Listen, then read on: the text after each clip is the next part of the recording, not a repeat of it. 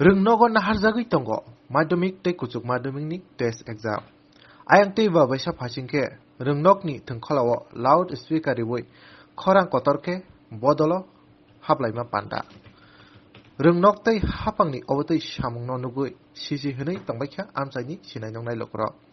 Phasalo obotei dadak sidak mangpili kasui phaika Bishalgor hangkorbai khobjak Motinagar class 12 rungnogo. Jerogni exam naharmat logi choli tongo Montri Santana Chakmani botol yasakma panda. Obonotui rungsrungnai rok tei borongni buma bufasong belaino jolle laija koksilcha jakha rungnokni headmaster tai SMC committee ni sakabo nainadi sinimangplio. পবিত্র শুক্রবার দিন তো এখানে আমরা শুক্রবারের মসজিদে নামাজ পড়তে যাই।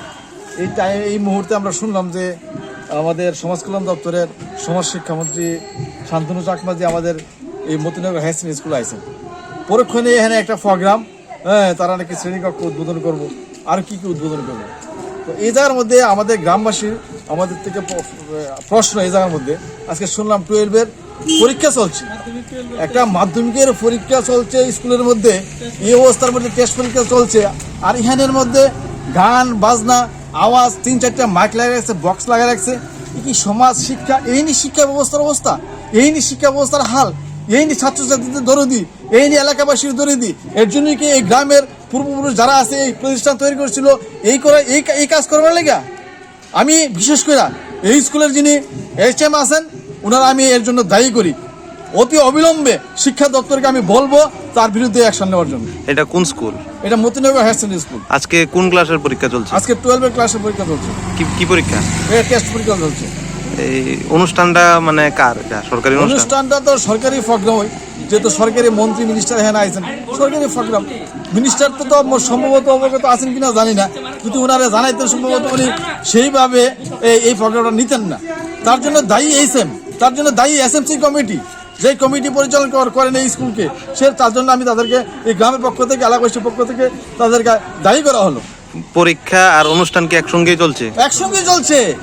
এই ক্লাস কক্ষে পরীক্ষা চলছে আর ওইদিকে 3 বক্স মাইক লাগায় বাস অনুষ্ঠান চলছে। কি চলছে ত্রিপুরা রাজ্যে আমি বুঝলাম না কিছু। আপনার এলাকাবাসী হিসেবে কি চান?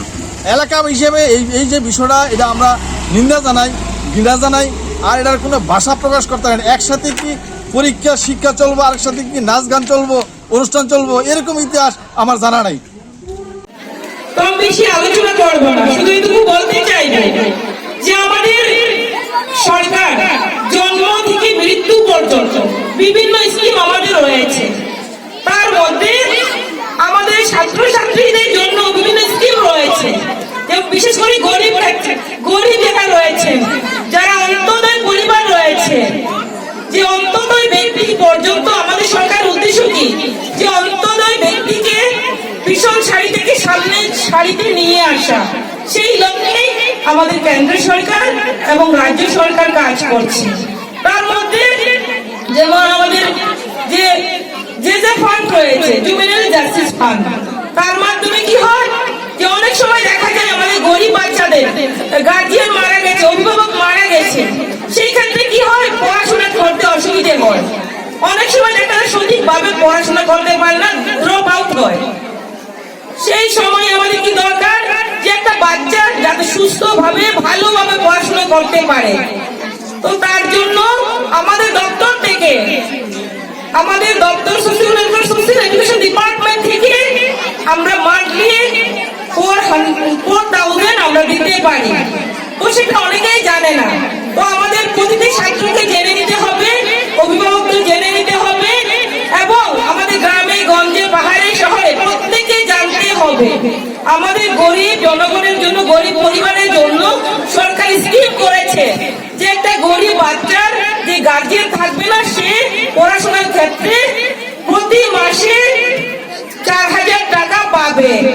তো সঠিক কাগজপত্র ডকুমেন্ট যদি জমা দেয়, অনেকে সেই সুযোগ পাচ্ছে, এই এলাকা থেকেও সেই সুযোগগুলো নিতে পারবে। তার পাশাপাশি আমাদের সরকারি হোম রয়েছে, বেসরকারি হোম রয়েছে, সেখানেও থেকে আমাদের যে বাচ্চারা যদি থাকতে চায়, গার্জিয়ান যদি তাদের না থাকে, সেই ক্ষেত্রেও সেই আমাদের হোমের মধ্যে থেকে পড়াশোনা করতে পারবে। যেমন চিকিৎসার ক্ষেত্রেও যেটা বললাম, যে চিকিৎসার ক্ষেত্রেও যদি BPL হয়ে থাকে, যদি অন্তদয় হয়ে থাকে, যদি তাদের বাড়িতে পরিবারের কোনো সরকারি চাকরি না থাকে, ইনকাম সোর্স যদি না থাকে, সেই ক্ষেত্রেও কি যদি কোনো ধরনের যে অসুস্থ হয়, বড় ধরনের চিকিৎসা করতে হবে, সার্জারি করতে হবে, আমাদের ত্রিপুরা স্টেটের বাইরে চিকিৎসা করতে হবে, সেই ক্ষেত্রেও আমার দপ্তর থেকে চিকিৎসার জন্য 1 লাখ হোক, 2 লক্ষ হোক, 3 লক্ষ হোক আমরা সহযোগিতা করি।